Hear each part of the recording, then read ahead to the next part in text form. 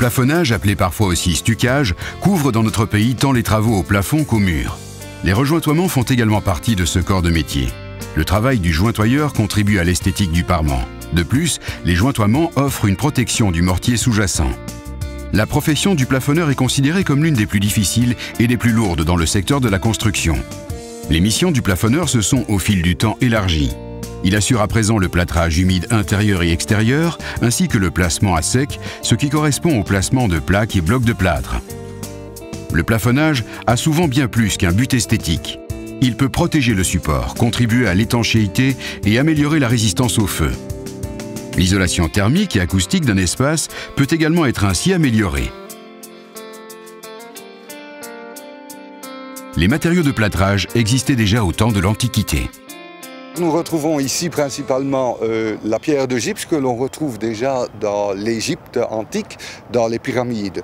Non pas pour plafonner les pyramides, mais tout simplement pour avoir un support plan qui sera destiné à être gravé ou mis en peinture. À l'heure actuelle, bien entendu, nous n'en sommes plus là. Principalement, c'est une pierre qu'on va tout simplement déshydrater. C'est une pierre qui contient 2 molécules d'eau et on va enlever cette eau. Comme si on enlevait le sel de l'eau de mer, eh bien on va tout simplement déshydrater. Déshydrater cette pierre qui va se former et qui va former une poudre. Cette poudre, c'est ce qu'on appelle en général le plâtre, tandis que la pierre, sous forme dihydrate, eh bien, ce sera la pierre de gypse. Maintenant, ce plâtre, on va pouvoir l'utiliser, le mélanger, et on va obtenir, avec différents ajouts, on va obtenir les différents plâtres de plafonnage, que ce soit les plâtres de machine, les plâtres manuels, les plâtres pelliculaires, les enduits minces ou le plafonnage traditionnel, aussi bien dans les nouveaux bâtiments que dans les anciens bâtiments. Ça, c'est une application. Une deuxième application est produite en Belgique, c'est tout simplement de reprendre une marmite qu'on appelle une cuvelle, mais alors en grosse quantité, où on va mélanger ce plâtre avec de l'eau, très liquide d'ailleurs, et qu'on va alors tout simplement mettre en sandwich entre 2 feuilles de papier fort, c'est-à-dire la plaque de plâtre. Les plaques de plâtre sont souvent utilisées lors de la rénovation des bâtiments. We zijn hier bezig met verschillende compartimenten te maken die gaan dienst doen als kantoren. Het bedrijf heeft gekozen voor een renovatie, voor eigentijds kantoren op te maken. Met kantoren die wat meer geschikt zijn naar akoestiek toe en terug in een hedendaags kader zitten. Voor de plafondafwerking hebben we een deel gekozen ook voor een systeemplafond te gebruiken. Er is ook gebruik gemaakt van een daglicht binnen te trekken via gipselementen die worden geïntegreerd naadloos in het plafond. Deze worden afgedekt met een plexiplaat, zodat er een maximum aan lichtdoorlaat is.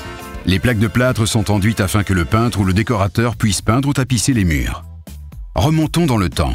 Jusqu'au début du siècle précédent, les murs étaient souvent tressés de branches et ensuite crépis avec de l'argile. Puis, on a surtout plâtré les murs intérieurs et les plafonds. Les supports pour enduit ont bien changé ces 100 dernières années. Après avoir utilisé des rameaux, on est passé à un système où le plafond était pourvu de lattes en chêne. Après la Deuxième Guerre mondiale, on a utilisé de la fibre de laine et des plaques de plâtre. Pour éviter les fissures, on utilisait des bandes plâtrées. Contre la formation de fissures, on a également utilisé ce qu'on appelle le treillis de plâtrage et ensuite des plaques en métal et en carton, appelées stucanettes. Le mortier fut d'abord préparé avec du sable argileux. On y ajoutait des anas de lin comme liant. Au départ de pierres calcaires extraites du sol, on fabriquait de la chaux éteinte. Celle-ci était ajoutée au mortier. Ce mélange était alors porté sur l'épaule vers l'endroit d'utilisation. Le métier de plafonneur était à l'époque extrêmement pénible. Après la première couche, il fallait apposer une couche de finition. Celle-ci était faite d'un mélange de chaux éteinte et de plâtre. Le métier de plâtrier est toujours pénible, même si, au fil du temps, des systèmes et des machines ont été inventés. Après l'invention du mélangeur, avec lequel de grandes quantités de mortier peuvent être facilement produites, le mortier en sac prêt à l'emploi fit son apparition. À partir des années 60, la projection mécanique du plâtre est utilisée sur les chantiers et elle l'est toujours abondamment aujourd'hui. Les sacs de mortier sont mélangés machinalement sur chantier avec de l'eau et l'enduit est directement projeté sur le mur. Pour les grands chantiers, on peut utiliser des silos qui présentent certains avantages comme la diminution des déchets d'emballage. Quoi qu'il en soit, la finition reste un travail manuel et un métier artisanal. Le métier revêt parfois un caractère artistique. Dans cet atelier, on réalise des moules qui sont utilisés tant pour les rénovations que dans de nouveaux bâtiments. De mal die wordt op de bank getrokken. Met het zinkenprofiel wordt die op de bank getrokken. De gips wordt neergelegd en naarmate dat de gips begint uit te harden, krijgt de mal zijn definitieve vorm. Als die vorm er is, dan wordt die ingezeept. De zeep moet erin trekken om de twee gipsen van elkaar te kunnen laten lossen. De nieuwe gips wordt er opgestaffeerd en na dit proces bekomen we eigenlijk de definitieve kooflijst waarmee we naar de werf kunnen trekken.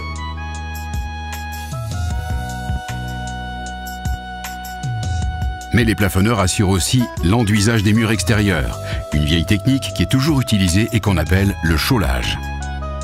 Kaleien is eigenlijk de tegenhanger van verf. Maar verf is alleen dat je de structuur en de steen er nog doorziet en de voeg. Maar kaleien komt er een dikker papje kalk dat er met een borstel opgesmeerd wordt.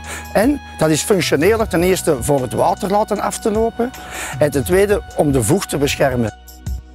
Lors de la rénovation de murs extérieurs où l'isolation thermique devient un élément de plus en plus important, les plafonneurs jouent un rôle important. Dans ce quartier résidentiel, une isolation extérieure de la façade est appliquée pour, outre l'aspect esthétique, éliminer les ponts thermiques des bâtiments.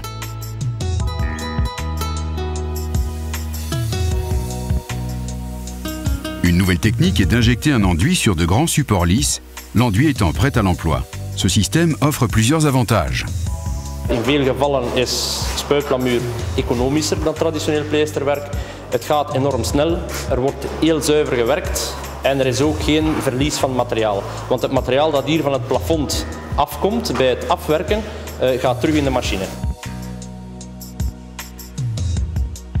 Outre de nouvelles techniques, les propriétés des matériaux s'améliorent sans cesse. Un avenir aussi pour les plâtres ou les produits à base de plâtre, ce sont bien sûr les résistances. Du fait qu'il contient de l'eau, voilà déjà quelques années que nous travaillons sur les systèmes de résistance au feu.